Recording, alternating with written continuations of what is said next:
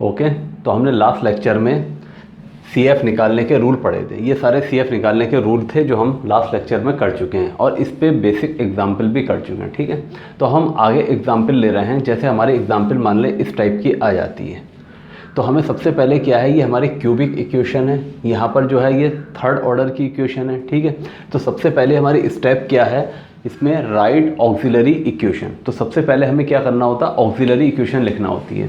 तो हमने सबसे पहले ऑक्सिलरी इक्वेशन लिखी है। ऑक्सिलरी इक्वेशन लिखने का तरीका क्या है, अगर हमारा थर्ड ऑर्डर का है डेरिवेटिव तो हम m³ लिखते हैं, कांस्टेंट -6 ऐसे ही आ जाएगा। सेकंड ऑर्डर का है तो m² लिखते हैं, +11 ऐसे ही आ जाएगा। फर्स्ट ऑर्डर का है तो m लिखेंगे, -6 ऐसे ही आ जाएगा। y जो होगा उसको हम हटा देंगे। ठीक, तो ये हमारा जो होता है ऑक्सिलरी इक्वेशन लिखने का तरीका होता है। ये हमारी एक अलजेब्रिक इक्वेशन है। तो इस इक्वेशन के हम रूट निकाल सकते हैं, क्योंकि ये क्यूबिक इक्वेशन आई है तो इसके 3 रूट होंगे। जब हमारे पास 3 रूट होते हैं तो उसको निकालने का ट्रायल मेथड होता है, जिसमें हम m की वैल्यू 1 2 3 -1 -2 -3 कुछ भी ट्राई कर सकते हैं जो सेटिस्फाई करे। जैसे हमने यहाँ पर m = 1 ट्राई करते हैं तो 1 का क्यूब, यहाँ पर 1 का स्क्वायर इंटू 1 -6, इसको सॉल्व करना है तो ये इक्वल 0 आ रहा है। इसका मतलब m = 1 सेटिस्फाई कर रहा है तो 1 इधर ले आएंगे तो m-1 इसका एक फैक्टर हो जाएगा। तो m-1 इसका एक फैक्टर आ गया। ठीक, तो इससे हमारे जब हमें एक फैक्टर मिल जाता है तो उसके बाद हमारे पास प्रोसेस ये होता है कि हम m-1 से इसको डिवाइड करें। तो डिवाइड करने के कई सारे तरीके हैं। एक जो तरीका होता है सिंपली डिवाइड करने का, हम वैसे भी डिवाइड कर सकते हैं।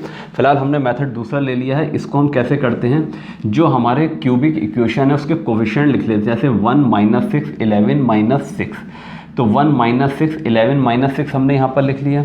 जो हमें फैक्टर नोन है 1, ठीक है, m = 1 सेटिस्फाई कर रहा है तो 1 हमने यहाँ पर लिख लिया और यहाँ हमेशा 0 लिखते हैं। इन दोनों को ऐड करेंगे तो 1 आएगा। 1 से 1 को मल्टीप्लाई करने पर यहाँ आ रहा है 1। इन दोनों को मल्टीप्लाई करते हैं, जो आएगा वो यहाँ लिख देंगे। इन दोनों को ऐड करेंगे, -5 हो जाएगा। ठीक, अब -5 से इस 1 को फिर से मल्टीप्लाई किया जाएगा। 1 × -5 आएगा। इन दोनों को ऐड करेंगे, क्या आ जाएगा, 6 आ जाएगा। ठीक, अब ये 6 उठा के हम यहाँ पर रख देंगे। इस 6 को उठा के हम इससे 1 से मल्टीप्लाई करके यहाँ पर 6 रख देंगे और इन दोनों को ऐड करेंगे 0। तो लास्ट वाला हमेशा 0 होता है। क्यों 0 होगा, क्योंकि यहाँ पर 1 जिसका फैक्टर है इसको सेटिस्फाई करेगा। ठीक है, इसको सेटिस्फाई कर रहा है तो इसकी वैल्यू हमेशा 0 आएगी। सिंपल सी बात है, इन दोनों को ऐड कर करके हमें लिखना होता है और जो यहाँ पर आता है इसको इससे मल्टीप्लाई करके यहाँ पर, इसको इससे मल्टीप्लाई करके यहाँ पर, इसको इससे मल्टीप्लाई करके यहाँ पर। ये हमारा सिंपल सा प्रोसेस है। ठीक, लास्ट हमारा 0 हो जाता है। इसको हम स्क्वायर से मल्टीप्लाई करते हैं, इसको हम पावर 1 से मल्टीप्लाई करते हैं और ये हम कांस्टेंट की जगह लेते हैं। मतलब हमारा क्या है कि m में इक्वेशन है तो 1 × m² लिख लेंगे, -5 × m लिख लेंगे और प्लस का 6 ऐसे ही आ जाएगा। ठीक है, तो ये डिवाइड करने के बाद हमारे पास क्या होगी, क्वाड्रेटिक इक्वेशन आ जाएगी। जब हमारे पास क्वाड्रेटिक इक्वेशन आ गई तो m की वैल्यू 1 2 3, यहाँ पर m की वैल्यू 1 यहाँ से मिलेगा और यहाँ पर ये सिंपल क्वाड्रेटिक इक्वेशन है, इसके हम फैक्टर ईजिली कर सकते हैं।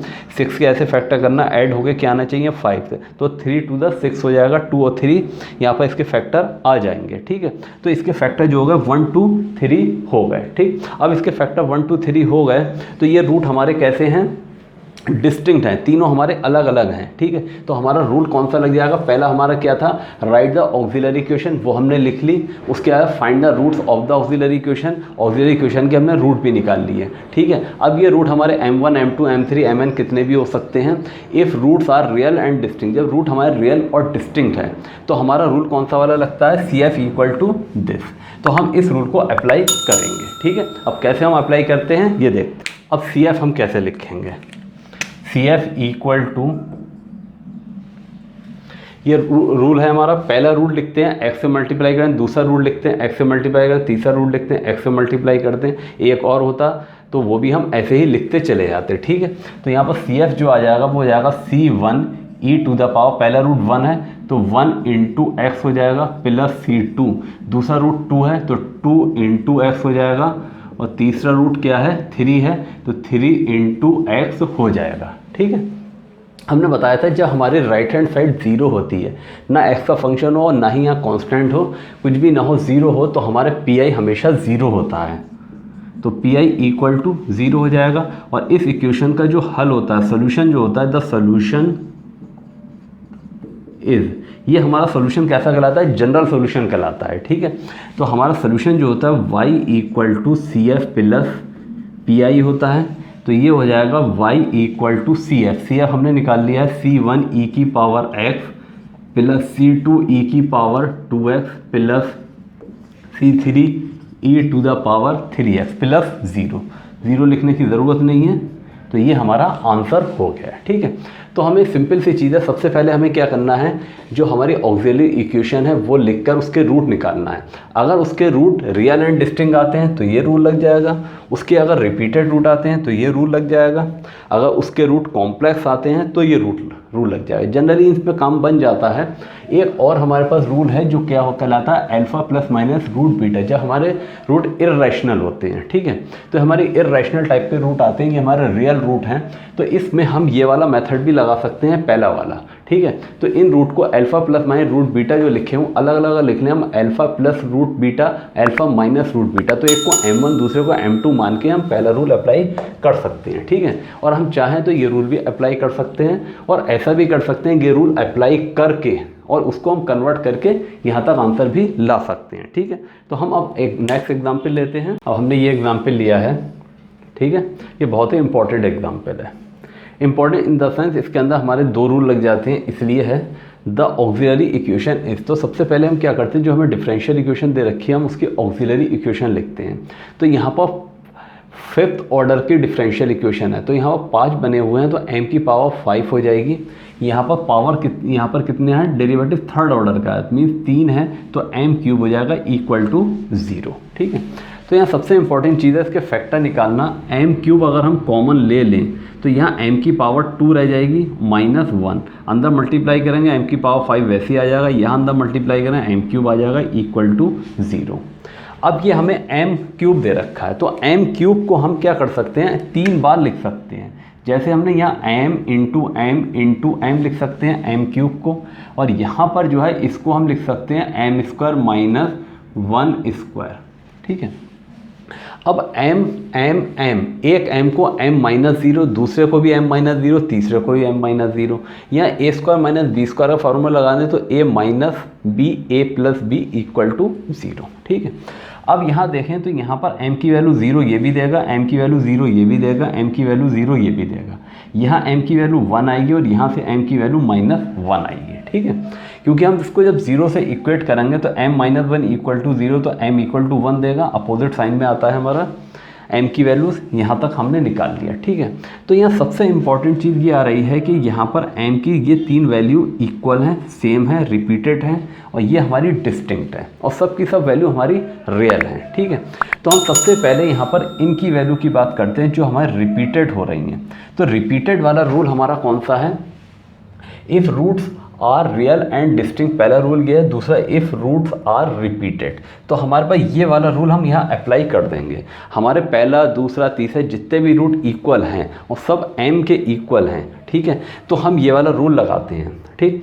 तो इसमें हम पहले लिखेंगे पहला c1, तो हमने यहाँ c1 लिख दिया, plus c2 into x plus c2 into x लिख दिया, फिर c3 into x square c3 into x square लिख दिया।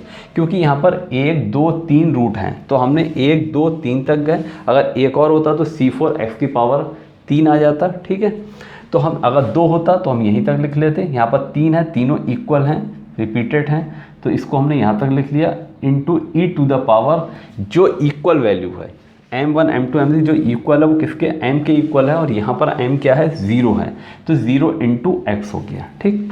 अब यहाँ पर दो वैल्यू ये जो रह गए 1 और -1, दोनों वैल्यू कैसी हैं, रियल एंड डिस्टिंक्ट। तो हमारा ये वाला रूल लग जाएगा रियल एंड डिस्टिंक्ट। तो यहाँ रियल एंड डिस्टिंक्ट पे हम आते हैं, तो c1 इंटू c2 इस टाइप से लिखते हैं, तो यहाँ पर हो जाएगा c1 c2 c3 ले चुके हैं, तो हमारे जो कांस्टेंट होंगे वो हमेशा अलग अलग लेते हैं। तो यहाँ पर c4 और c5 लेंगे हम, यहाँ प्लस का साइन आएगा, ठीक है। तो c4 e to the power 1 x आ जाएगा, plus c5 e to the power -1 into x आ जाएगा। हमें पता है सोल्यूशन क्या होता है, CF प्लस PI, तो CF हमने लिख दिया, यहाँ से लेके यहाँ तक ऐसे ही उतार दिया हमने।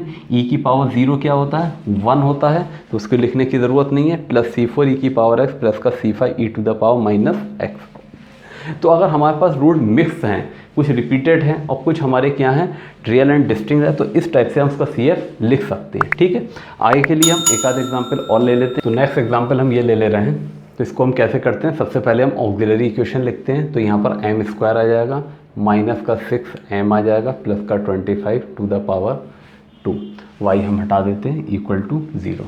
तो ये हमारी इसकी ऑक्सिलरी इक्वेशन हो गई।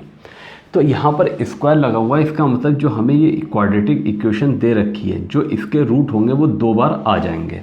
तो हम खाली इस क्वाड्रेटिक इक्वेशन के रूट निकाल ले रहे हैं। क्वाड्रेटिक इक्वेशन के रूट निकालने का फॉर्मूला जो होता है -b plus minus square root of minus b² minus 4ac upon 2a होता है। ठीक है, तो यहाँ b जो है वो माइनस का 6 है, तो माइनस माइनस प्लस का 6 आ जाएगा, plus minus square root of minus 6 का स्क्वायर, b का स्क्वायर मतलब यहाँ पर 36 हो जाएगा, माइनस का 4 इंटू a 1 है, इंटू c 25 है। 25 को 4 से मल्टीप्लाई करेंगे 100 आएगा, 36 माइनस 100 माइनस का 64 होगा, 64 का रूट्स 8 आ जाएगा और माइनस की वजह से यहाँ पर i आ जाएगा। 3 कॉम यहाँ से 2 से कैंसिल करेंगे, यहाँ 3 रह जाएगा, यहाँ 4 रह जाएगा, 3 प्लस माइनस 4i, क्योंकि यहाँ पर स्क्वायर है इसलिए 3 प्लस 4 3 प्लस माइनस 4i, ये हमारे रूट 2 बार आ गए। तो यहाँ कॉम्प्लेक्स रूट जो है वो रिपीट हो रहे हैं।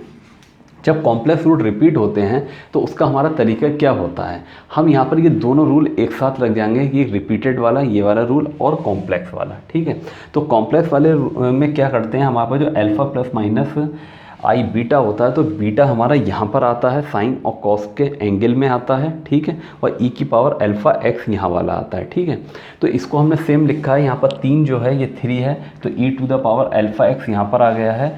साइन और कॉस के एंगल में क्या आता है, बीटा आता है, बीटा की जगह यहाँ 4 है, तो यहाँ पर हमने 4 लगा दिया है। ठीक है, अब यहाँ पर C1 आता है और यहाँ पर C2 आता है, लेकिन रिपीटेड वाले केस में हमारा क्या होता है, जब रिपीट होता है तो हम C1 plus C2x plus C3x इस टाइप से लिखते हैं। तो यहाँ पर रूट जो है हमारे रिपीट हो रहे हैं और एक रूट सिर्फ ये रिपीट जो हुआ है 2 बार रिपीट हुआ है, ये 1 और 1 2। ठीक है, तो हम यहाँ पर C1 प्लस C2x ले लेंगे, तो कांस्टेंट C1 की जगह यहाँ क्या आ जाएगा, C1 प्लस C2x आ जाएगा। दूसरे कांस्टेंट यहाँ ले लेंगे C3 प्लस C4x यहाँ पर आ जाएगा। ठीक है, तो ये यहाँ पर और ये इस टाइप से हम इसको लिख लेते हैं जब रूट हमारे रिपीट होते हैं कॉम्प्लेक्स वाले। तो इस टाइप से हमने इसको लिख लिया, तो सोल्यूशन हमारा क्या होता है CF प्लस PI, और CF प्लस PI करके हमने यहाँ पर लिख दिया, क्योंकि PI 0 है तो कुछ आना नहीं है। तो इस टाइप से इस प्रॉब्लम का सोल्यूशन हो गया। ठीक है, ओके। तो नेक्स्ट एग्जांपल हमने ये ले लिया है। ठीक है, तो यहाँ पर ये हमारी क्यूबिक इक्वेशन है, थर्ड ऑर्डर की इक्वेशन है। तो हम सबसे पहले ऑक्सिलरी इक्वेशन लिखेंगे। तो यहाँ पर क्या आ जाएगा, m³ माइनस का 5m² प्लस का 5m माइनस का 1, y हट जाएगा इक्वल टू 0। ठीक है, अब हमें इसके फैक्टर करना है, तो m-1 इसका एक फैक्टर होगा, जैसे हम फैक्टर निकालते थे हम फैक्टर निकाल लेंगे। तो हमारे पास m² माइनस 4m प्लस 1 इतना बचेगा, क्योंकि m इक्वल टू 1 यहाँ रखने पे सेटिस्फाई कर रहा है, तो इसका था m इक्वल टू 1 इसका एक गुणनखंड होगा, फैक्टर होगा। ठीक, तो इससे m की वैल्यू 1 आ गई। यहाँ गुणनखंड नहीं हो सकते, हम क्वाड्रेटिक फार्मूला लगाएंगे, -b plus minus square root of b² minus 4ac upon 2a। तो -b की जगह -4 है, तो माइनस माइनस प्लस का 4 आ जाएगा, प्लस माइनस स्क्वायर रूट -4 का स्क्वायर 16 हो जाएगा, -4 ये वाला 4 ये आया, a हमारा 1 है, c भी 1 है, 1 इंटू 1 1, 4 इंटू 1 1, 4 इंटू 1 4, तो यहाँ 4 आ जाएगा। 16 में से 4 सब्ट्रैक्ट करेंगे 12 आएगा। 12 के फैक्टर क्या होते हैं, 4 3 12, तो 4 का रूट 2 आ जाएगा और 3 अंदर आ जाएगा रूट 3। ठीक है, यहाँ से 2 कॉमन लेके कैंसिल हो जाएगा, तो यहाँ 2 बचेगा, यहाँ 1 बचेगा, मीन्स खाली रूट 3 बचेगा। तो ये इसके फैक्टर आ जाएंगे। अब ये हमारे पास फैक्टर m इक्वल टू 1 एक ही फैक्टर है, तो हम इसको इस वाली कैटेगरी में ले सकते हैं। Roots are real and distinct, एक ही रूट है, तो C1 e की पावर m1x आ जाएगा, m1 की जगह 1 है, तो हमने यहाँ पर लिख दिया C1 e to the power 1 into x हो जाएगा। अब दूसरे रूट हमारे जो हैं वो इर्रेशनल टाइप के हैं, 2 प्लस माइनस रूट 3, तो इस टाइप के हमारे पास हैं, तो हम इसको इस टाइप से लिख देंगे। हाइपरबोलिक फंक्शन के फॉर्म में आता है ये हमारा हाइपरबोलिक फंक्शन कहलाता है। हाइपरबोलिक फंक्शन, इसको हम हाइपरबोलिक फंक्शन ऑफ कॉस भी पढ़ सकते हैं, या इसको हम कॉश भी पढ़ लेते हैं। ठीक है, सेम है, इसको हम साइन पढ़ लेते हैं, हाइपरबोलिक फंक्शन ऑफ साइन पढ़ा जा सकता है। ठीक है, तो इसको हम इस फॉर्म में लिखेंगे। तो यहाँ पर C1 हम कांस्टेंट ले चुके हैं, तो यहाँ C2 और C3 दूसरे कांस्टेंट ले लेंगे। तो कॉस हाइपरबोलिक रूट बीटा की जगह यहाँ पर क्या है 3 है, तो रूट 3x आ जाएगा। C3 sine hyperbolic root 3x e to the power alpha की जगह यहाँ पर क्या है 2 है, तो यहाँ पर 2x आ जाएगा। तो ये हमारा CF निकल आया। सोल्यूशन होता है CF प्लस PI, तो हमने यहाँ पर CF प्लस PI करके लिख दिया, ये हमारा फाइनल सोल्यूशन हो गया। तो ये हमारे सारे तरीके जो थे, मेथड जितने भी थे CF निकालने के, उस पर हमने लगभग सारी एग्जाम्पल कवर कर ली हैं। और इससे पहले वाले लेक्चर में भी हमने CF PI जब एक्सप्लेन किया था तो उस टाइम भी एग्जाम्पल कराए थे, ठीक है। तो इस टाइप से हम सारे CF निकाल सकते हैं। अब हमें क्या बचा है, PI निकालना। तो नेक्स्ट लेक्चर में हम क्या करेंगे, PI कैसे निकालते हैं और PI निकालने के कौन कौन से रूल होते हैं, ठीक है। Okay, thank you.